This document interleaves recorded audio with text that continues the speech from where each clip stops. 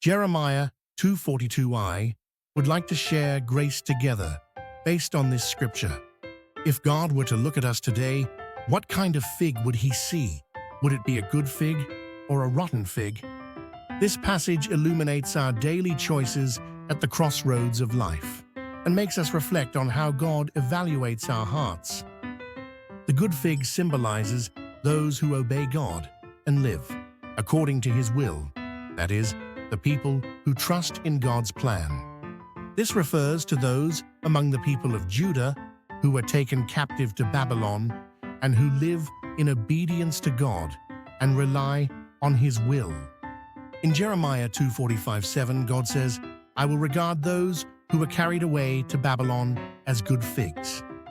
These are the ones who, even in the trials of Babylonian captivity, believe in God's promise and hope for restoration. God has promised to bring them back to their own land.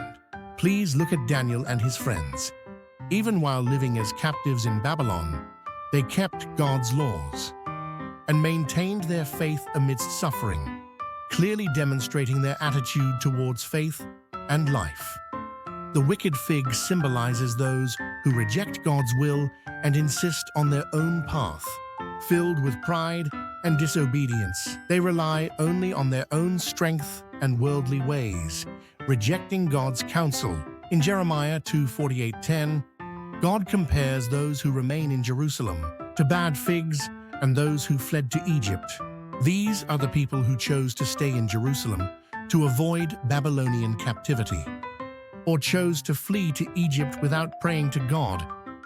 Everyone, how did King Zedekiah and the leaders of Judah behave in the midst of the crisis? They relied solely on political schemes and military power, not trusting in God.